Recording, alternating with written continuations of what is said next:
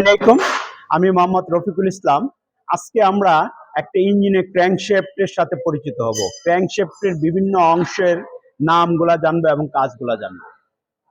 আসলে আমরা একটা ইঞ্জিনের দুইটা শ্যাফট থাকে, একটা হলো ক্যামশ্যাফট আর একটা হলো ক্র্যাঙ্কশ্যাফট।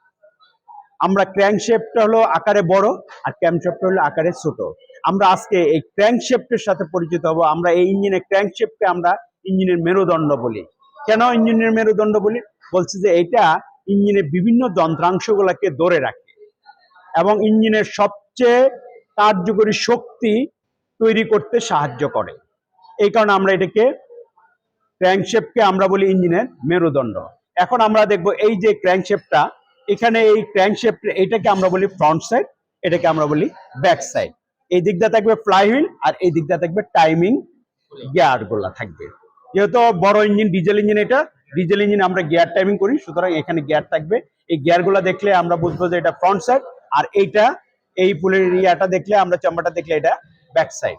এখন এখানে দুই ধরনের জার্নাল ক্র্যাঙ্কশ্যাফটে থাকে। একটা হলো মেন জার্নাল, বলছে সুজা যেই জার্নাল গুলা থাকবে এই জার্নাল গুলাকে আমরা বলি মেন জার্নাল। আর যেগুলা বাঁকা, মানে এই যে বাঁকা দুইটা করে পিয়ার থাকবে, এইগুলাকে আমরা বলি কানেক্টিং রড জার্নাল। বলছে মেন জার্নাল আর কানেক্টিং রড জার্নালের মধ্যে ডিফারেন্সটা কি? বলছে মেন জার্নাল গুলা সবগুলা একই রেখা বরাবর থাকবে সোজা, এবং এইটা ইঞ্জিন ব্লকের সাথে যুক্ত থাকবে। এই মেন জার্নাল গুলা মেন বেয়ারিং ক্যাপ দ্বারা, মেন বেয়ারিং দ্বারা যুক্ত থাকবে, কার সাথে? ব্লকের সাথে। আর এই কানেক্টিং রড জার্নাল গুলা কার সাথে যুক্ত থাকবে? বলছে এই পিস্টনের যে কানেক্টিং রড আছে, এই কানেক্টিং রডের সাথে যুক্ত থাকবে কানেক্টিং রড জার্নাল। তাহলে আমরা এই ক্র্যাঙ্কশ্যাফটের মধ্যে দুই ধরনের জার্নাল পাবো, একটা হলো মেইন জার্নাল আর একটা হলো কানেক্টিং রড জার্নাল। তাহলে মেইন জার্নাল গুলা যুক্ত থাকবে ব্লকের সাথে, আর কানেক্টিং রড জার্নাল গুলা যুক্ত থাকবে কানেক্টিং রডের সাথে, পিস্টনের। এখন এই দুই জার্নালে দুই ধরনের বেয়ারিং ব্যবহার করা হয়। একটা হলো মেইন জার্নাল হলো মেইন বেয়ারিং, আর কানেক্টিং রড জার্নালে হলো বিগেন বেয়ারিং। আমরা এই দুই ধরনের বেয়ারিং দুই জায়গায় আমরা ব্যবহার করব। এখন এই ক্র্যাঙ্কশ্যাফটের পেয়ার অফ পিস্টন আমরা কিভাবে চিনবো? একটি ক্র্যাঙ্কশ্যাফটের বাস দেখলে আমরা বুঝতে পারবো যে এই ক্র্যাঙ্কশ্যাফটের পেয়ার অফ পিস্টন কোনটি। আমরা দেখি এই যে ক্র্যাঙ্কশ্যাফটের এই জার্নাল আর এই জার্নাল দুইটা একই প্যারালালে আছে, একই লাইনে আছে, সুতরাং এটা 1 নাম্বার, এটা 4 নাম্বার। তাহলে আমরা এই ক্র্যাঙ্কশ্যাফটের পেয়ার অফ পিস্টন হবে 1 আর 4, এই 2 আর 3 একসাথে পেয়ার অফ।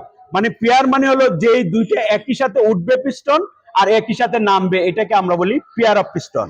তাহলে আমরা প্রত্যেকটা ইঞ্জিনের ক্র্যাঙ্কশ্যাফটের বাস দেখে আমরা বলতে পারবো যে এই ইঞ্জিনের পেয়ার অফ পিস্টন কার সাথে কার হবে। তাইলে আমরা এই ক্র্যাঙ্কশ্যাফটের এই বাস দেখে আমরা বলতে পারতেছি 1 আর 4 পেয়ার, আর 2 আর 3 হলো পেয়ার। তাহলে আমরা একটা ইঞ্জিনের ক্র্যাঙ্কশ্যাফটের বিভিন্ন অংশের সাথে জানলাম, পরিচিত হলাম। আর এই জিনিসগুলাকে আমরা বলি ক্র্যাঙ্ক ওয়েভ, বা অনেক সময় বলা হয় ব্যালেন্সার।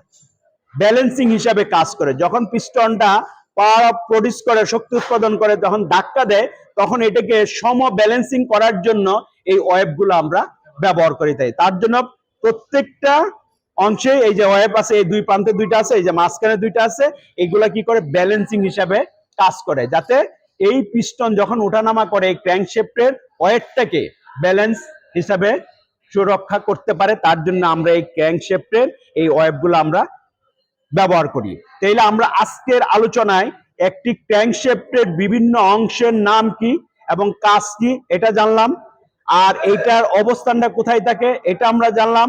আশা করি আমাদের আজকের এই আলোচনা থেকে একটি ক্র্যাঙ্কশ্যাফটের বিভিন্ন অংশের নাম এবং এটার ব্যবহার সম্পর্কে সবাই জানতে পারলাম।